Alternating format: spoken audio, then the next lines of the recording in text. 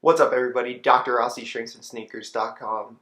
I've been absent for about a week or so, and there's good reason behind that because during that past week, I've been graduating from residency, and there's multiple ceremonies and all types of other dinners and events that go along with that process. So I'm finally done with my training. I'm getting ready to move on to, attending life, and I'm excited about the transition.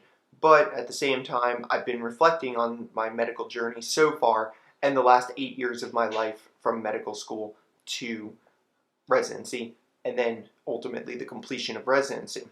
So my journey has been pretty rough, and it really hasn't been an easy or linear process by no means. And I think that's why it's important to kind of share some of this stuff with you guys, because anyone out there who, thinks it's not possible or feels like maybe they're not cut out for medicine, I've had that experience myself, and I know exactly what that feels like to be in that position.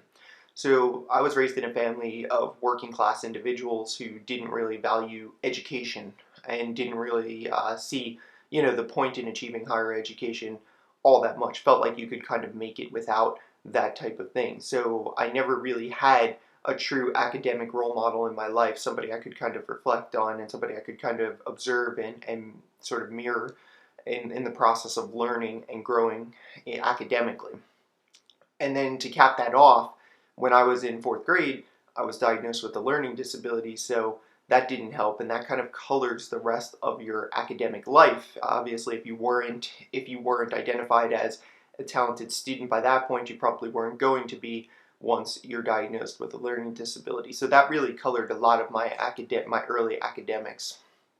So and it only got worse from there for me. By the time I was in sixth grade, I had a, sixth grade teacher who told me that, you'll be lucky to be a garbage man, right? So this is the type of people, this is the type of encouragement you get, along the way in this academic system. So, it didn't really get any easier from that point, because even when I decided on medicine, even when I was really focused, I was putting everything I had into this study and into this work, I still didn't get the outcome I was looking for. I still got rejected, right? So I know what it's like to be rejected. I know what that situation feels like.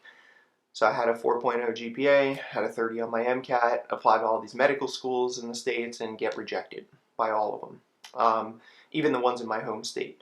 So it was painful, and I had to decide, what was I going to do? Was I going to stop this journey? Was I going to say, okay, it's not for me, medicine's not, in my cards, even though I put my best effort in and I put my best foot forward?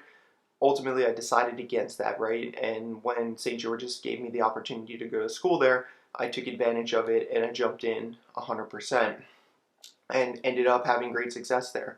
And ended up graduating magna cum laude, ended up as a part of the Iota Epsilon Alpha Honor Society there, maintained a very high mean weighted GPA, and went on to get the residency of my choice, my first choice in residency. So now that I'm completing residency and I've completed residency, I think about my goals. I'm a big goal setter. I think everybody should be. I think about the goals that I had as a resident and some of the things I wanted to achieve, and honestly, I think I've achieved way more of the goals than I even thought I was going to achieve. Some of the things that come to mind for me was to be published in peer-reviewed journal. That was important to me, to have some scientific research published. Writing a book chapter, that was important to me. Experiencing what that was like. Being part of the American Psychiatric Association's Mind Games competition, which is basically the top three teams compete in Jeopardy-style questions, and you have to pass an entrance exam and score the highest. So our team this year was the highest scoring team, and then we played in the competition. We ultimately took second, but that's more of a technicality than the reality of what happened.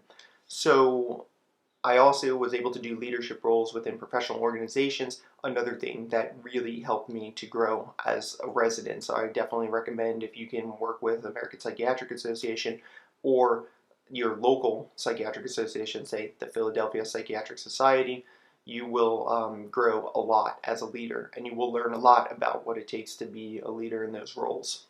So ultimately, the difference between the guy who was learning disabled garbage man with no academic future and myself ultimately became mindset, right? I had to learn my own psychology. I had to learn what made me tick, and I had to figure out the ways to kind of tailor my learning and my style so that I could be successful academically. And ultimately, I was able to figure those things out over time. So my point is, at the end, to wrap this up, is just that, if you're struggling, and I've been talking to a lot of people who are struggling and questioning whether or not they should continue this journey, whether or not they should keep pursuing medicine, ultimately, I think, it's never impossible. There's always opportunity. And I can think of countless examples of people that, you wouldn't have expected to be in medicine or to have achieved anything and have been successful. So my recommendation is always to keep plugging away. Obviously, get the necessary information, learn, grow, adapt, change your style, whatever you have to do to get to that point. But I would not give up on the process. So I'm going to conclude the video there. I appreciate everyone who's liked and subscribed to the channel. I'm trying to answer as many comments and questions as I can. And we're going to continue to make new content on a regular basis.